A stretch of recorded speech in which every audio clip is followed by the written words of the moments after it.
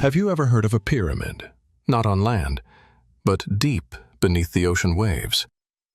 Off the coast of Japan, near a tiny island called Yonaguni, lies one of the world's most baffling mysteries.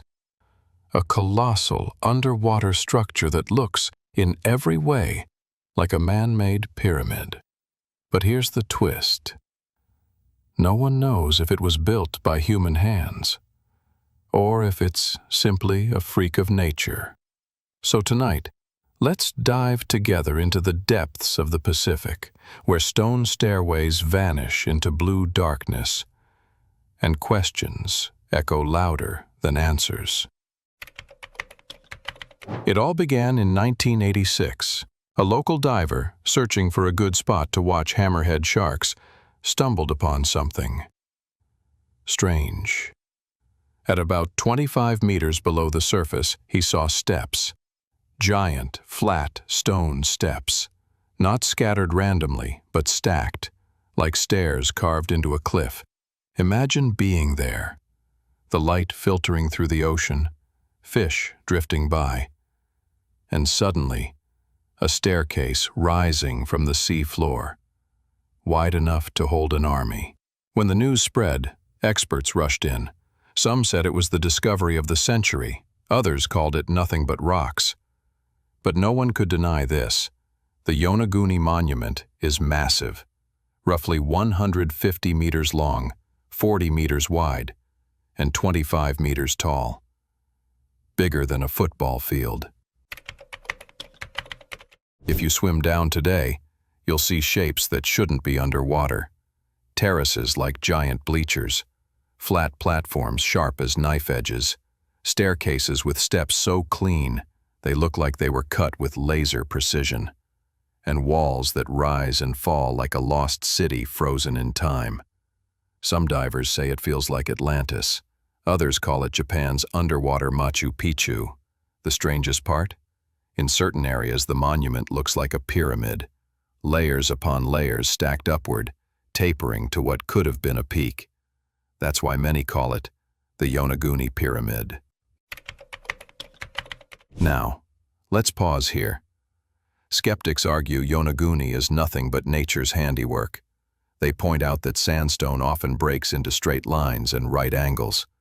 Over thousands of years, earthquakes and waves could have split the rock into geometric shapes. After all, nature can surprise us. Think of the Giant's Causeway in Ireland. Thousands of perfect hexagonal stone columns formed by volcanic lava. Or Antelope Canyon in Arizona, twisting wave-like rock formations sculpted by wind and water. So, maybe Yonaguni is just another trick of geology. But here's the counterpoint. Supporters of the man-made theory say the site is simply too precise. Some terraces are perfectly leveled. Some steps are the same height over and over, like they were measured. And in certain places, there appear to be carvings, shapes resembling animals or symbols etched into the rock. One researcher even claims there are stone roads and gateways connecting different parts of the monument. If that's true, then this isn't a random pile of rocks. It's architecture. So if Yonaguni really is man-made, the next question is shocking. When was it built? The monument now sits 25 meters underwater. That means if it was once on land, it must have been built before the ocean swallowed it. And according to scientists, the last time sea levels were that low was over 10,000 years ago, at the end of the last ice age. Stop and think about that. 10,000 years ago is long before Egypt, long before Sumer, long before what we call civilization. If Yonaguni is truly man-made, then someone, some forgotten culture, was building massive stone pyramids at a time when most humans were still hunting with spears. That possibility changes everything we know about history.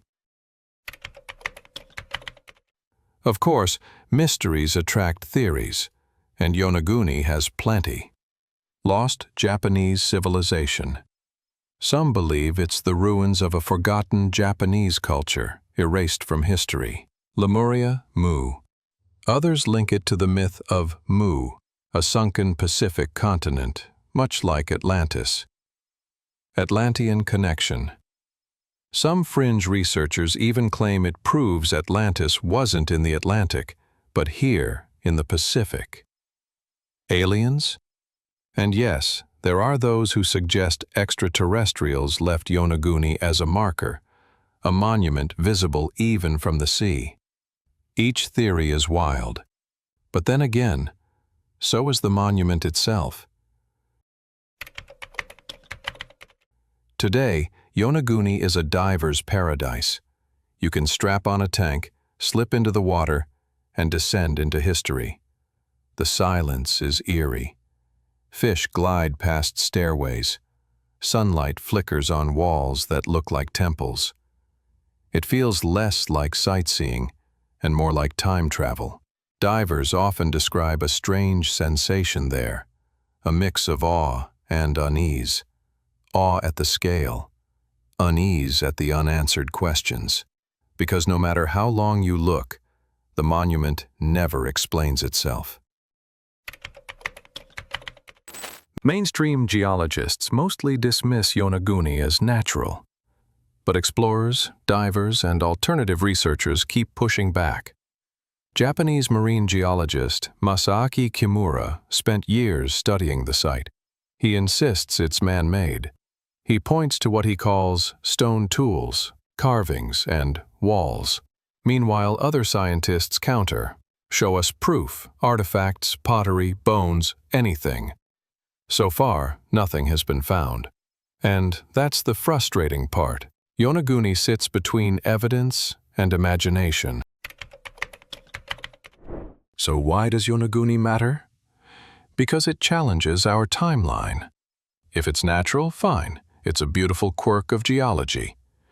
But if it's man-made, then it rewrites history.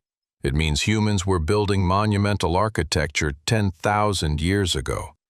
It means civilizations rose and fell long before we thought they existed.